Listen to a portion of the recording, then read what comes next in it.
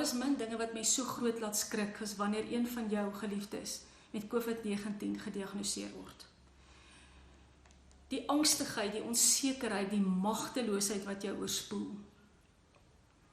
Die worsteling met vrae, maar ek was dan veilig gewees. Ons is veilige mense, ons maak seker dat ons hande gewas is, ons reinigers gebruik, ons seker dat ons maskers dra, ons is seker dat ons afstand handhaaf en dat ons vitamine aanvullings drink ensovoorts. Nou voel ons so onveilig, want hierdie virus het ons betree. Dalk lê jy vanoggend in die bed terwyl jy ook saam met ons deel aan hierdie geloofswaarhede van die Here. En jy voel, maar ek wiplank ook tussen 'n gevoel van veiligheid en onveiligheid die hele tyd. Dis angstigheid wat my begin oorweldig en magteloosheid en 'n gevoel van depressie wat van so aard is dat dit vir my voel, ek weet nie meer of ek sal kan aangaan nie. En 'n mens net die donkerde raak sien, want jy hoor hoe hierdie virus verwoesting saai so ver as wat hy gaan. En in hierdie worsteling tussen 'n gevoel van veiligheid en onveiligheid en magteloosheid en word jy tot in die kern van jou siel, word jy deurdrenk met hierdie weerstand wat jy probeer bied teen hierdie virus. En vra wat jy begin vra. Hoe voel die Here oor my? Waarom met ons? Waarom op so 'n manier? Waarom het dit gebeur dat my kind siek word en waarom nie ek nie? Vra waarmee jy in jou binneste begin worstel en dit al hoe meer spiraal na die kernvraag waarmee ons gemeente en elkeen van ons sit, en die kernvraag is, wat is die kern van die evangelie? Wat maak dat jy en ek ook elke dag opstaan? Wat is ons waardes? Wat is ons gemeente se waardes? Die kern van die evangelie, kan ek en jy dalk sê, weet jy wat, die kern van die evangelie wat ook my waardes bepaal, is dat Christus my verlosser is, dat hy aan die kruis gesterf het vir al my sondes, dat hy opgestaan het, dat hy heers. Dit is net 'n eienskap van die evangelie. Miskien gaan jy sê, dit het te maak met die vrede van Christus wat ons verstand te bowe gaan. Dis net 'n eienskap van die evangelie. Een van die baie eienskappe van die evangelie. Die kern van die evangelie word vir ons gesê, is in Markus 1, wanneer Jesus sê, die tyd het aangebreek en die koninkryk van God het naby gekom. Bekeer julle en glo die evangelie. Die koninkryk van God is by ons. Bekeer jou en glo die evangelie. Bekering beteken, vat jou aangesig weg van jou selfliefde en fokus op die Here en die koninkrykswaardes. Daar's net 2 kerne waarin ek en jy vasgevang word. Die een is positief en die ander een is baie negatief. Positief is dat God gesentreerde bestaan, waar ek en jy worstel in 'n tyd van vrae en baie moeilike goed, maar ons elke keer terug na die woord toe en sê, maar wat sê die Here hieroor? Wat is die waarheid van die Here hieroor? En natuurlik gaan ons nooit 'n volmaakte prentjie kry nie, maar dis 'n op pad saam met die Here en sy koninkryk. Ek glo die evangelie, ek glo die waarheid. Die Here sê nie net ek is die verlosser nie, hy sê ek is die weg, die waarheid en die lewe. Hierdie waarheid van sy woord, soos wat hy uit Johannes 17 beskryf, ek glo hierin, ek is worstelend saam met die Here, besig met 'n transformasie, waar hy my meer en meer verander, en hy deur my lewe die koninkryk nog meer laat kom. Die ander kern is selfliefde, waar dit gaan oor wat is vir my aanvaarbaar, wat sal vir ons werk, wat is nie afstootlik nie, wat is meer aanneemlik vir my medemens, wat gaan maak dat my medemens my meer aanvaar, waar gaan ek meer erkenning kry, hoe gaan ek meer erkenning kry? En daarom sê die Here, kort en kragtig, die koninkryk het aangebreek, bekeer jou en glo die evangelie. Net daarna het hy die disippels geroep en gesê, volg my, ek maak julle vissers van mense. Vissers van mense, ek gaan julle leer om na mense toe uit te reik. En dan is daar verskillende maniere.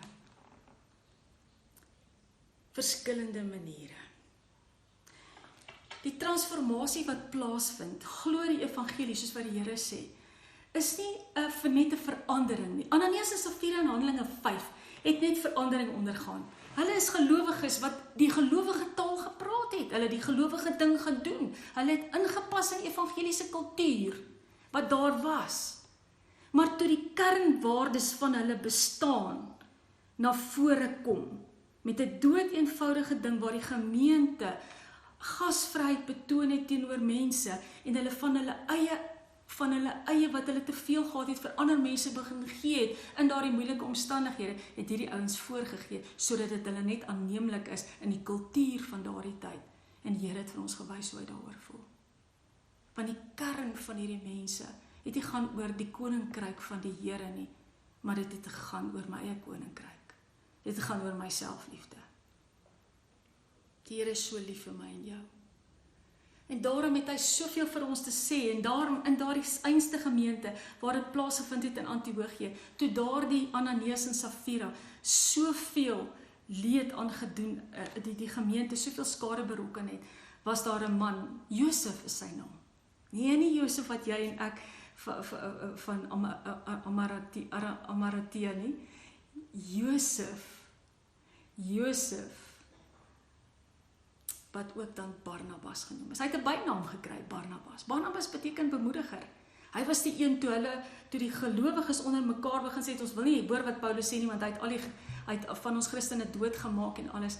Toe het hy gesê, gee hom 'n kans. Toe Paulus op 'n stadium sê, nee, ek wil nie vir Markus 'n kans hê, Markus het te veel droog gemaak, toe sê hy, gee vir Markus 'n kans. Hoe bemoedigend hy in die gemeente gewerk het. Selfs soveel so dat Paulus op 'n stadium in 2 Timoteus 'n hele getuienis gee oor hierdie man wat so bemoedigend werk. En nou kan ek en jy sê, ja, maar dit is sy persoonlikheid, dit is maar wie Barnabas is. Geliefdes, hoe meer ek en jy groei in die kern van die evangelie, hoe meer kan ons nie anders. Die Here praat van ons is sout vir die aarde, ons is 'n lig. Wat beteken dit in 2 Korintiërs 1 vers 3, aan God die Vader van ons Here Jesus Christus kom al die lof toe. Hy is die Vader wat hom ontferm en die God wat in elke omstandigheid moed gee. In elke moeilikheid bemoedig hy ons en daarom kan ons ook ander bemoedig wat in allerlei moeilikhede verkeer. Ons kan hulle bemoedig met dieselfde bemoediging waarmee God ons bemoedig. Want net soos daar vir ons 'n oorvloed aan lyding is ter wille van Christus, is daar ook vir ons 'n oorvloed van bemoediging deur Christus. Die koninkryk van God het naby gekom en hierdie geloofswaarheid het oor die gemeente van Korinthe gedien het, wat vir my en vir jou van toepassing is vandag, is bemoediging. Ons kan ander bemoedig, want met dieselfde bemoediging waarmee die Here deur sy Heilige Gees vir my en jou bemoedig, kan ons ander bemoedig. En dit is koninkrykstaal, dis koninkryk uitbrei, wanneer ek en jy begin om mekaar te bemoedig. En ons kan so daarvan getuig, in die omstandighede waarin is, hoe mense mekaar begin bemoedig. Hoe mense kyk op watter maniere ons bemoedigend kan wees, ook rondom ons mediese personeel, wat op alle vlakke, op die voorste linie besig is om te veg, saam met die Here teen hierdie virus. Hoe kan ons as gemeente hierdie mense bemoedig?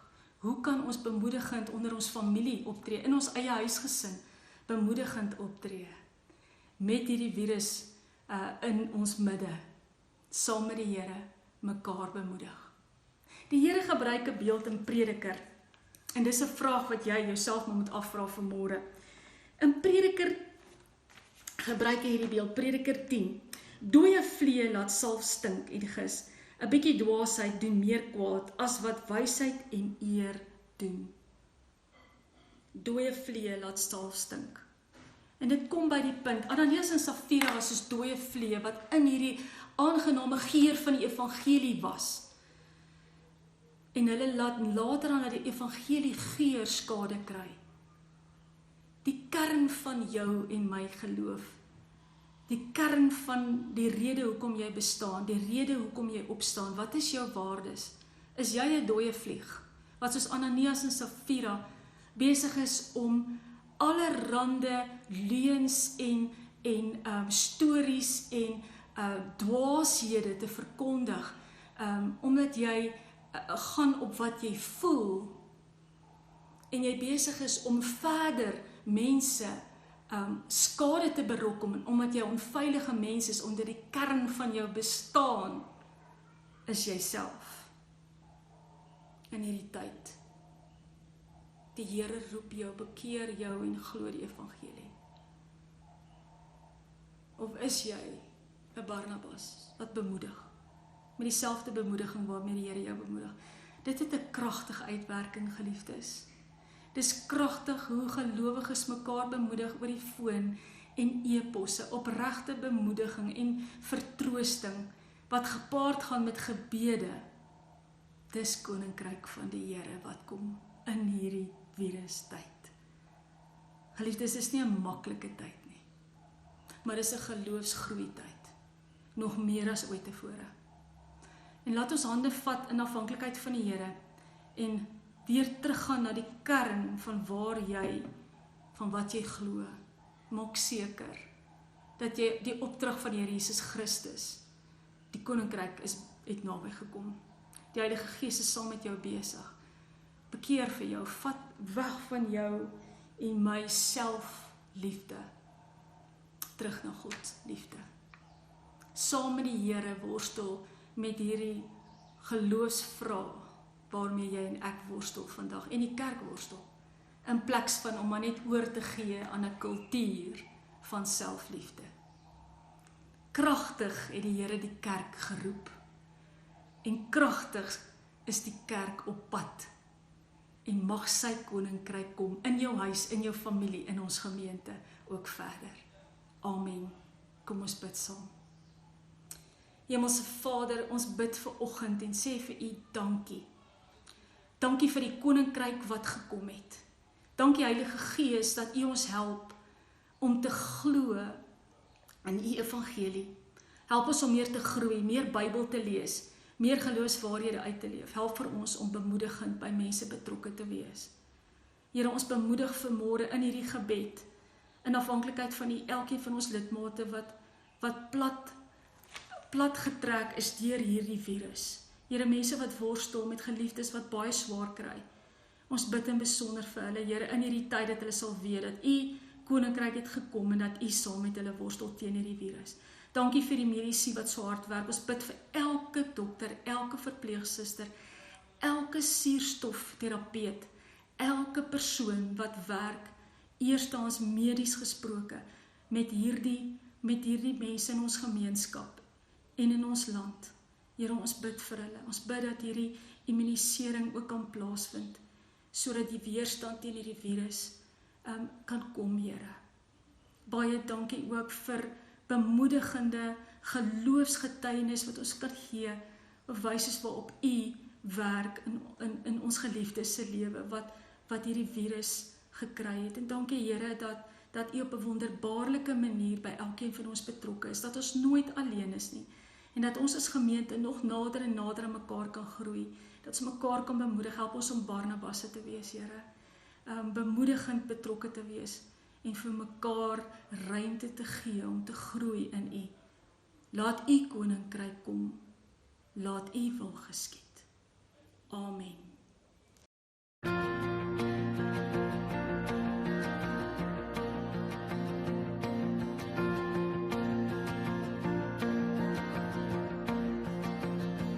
In die middel van die storm sal ek op U bly vertrou.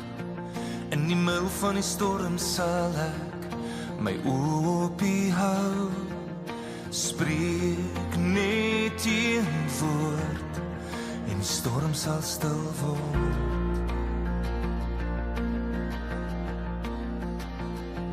In die middel van die storm staan ek met hande omhoog. In die middel van die storm staan ek vas in geloof. Spreek net een woord en die storm sal stil word. Al slaan die golwe en die branders breek, al woed die wind en dreig die vrees, glo ek hier regeer, glo ek hier is hier in die middel van die storm.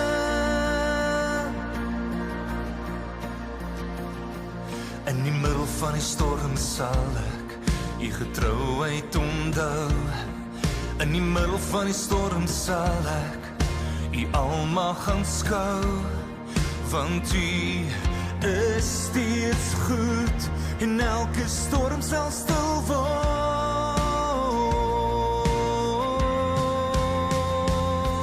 Al slaan die golwe en die branders breek, al woed die wind en dreig die vrees, glo ek hier regeer, glo ek hier sien in die Melkwy storm.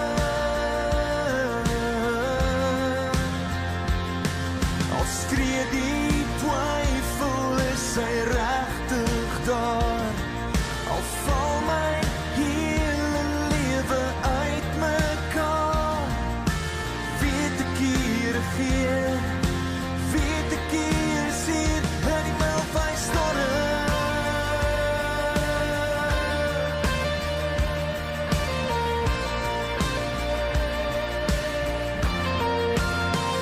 In die Melkwy storm.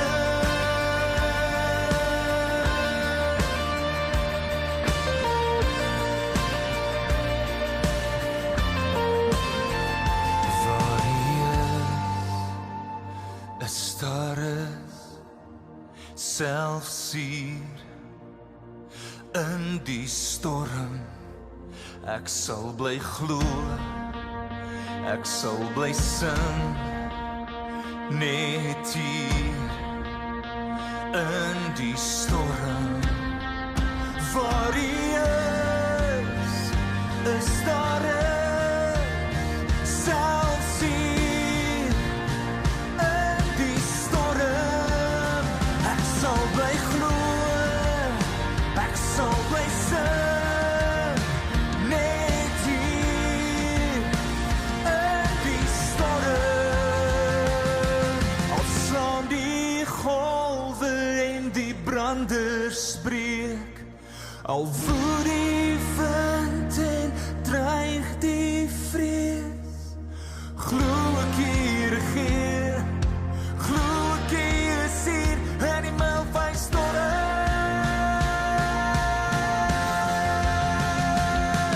Al skree die twyfel, is hy regtig daar, al val my hele lewe uit mekaar, weet ek hier regeer, weet ek hier sien in die Melkwy storm.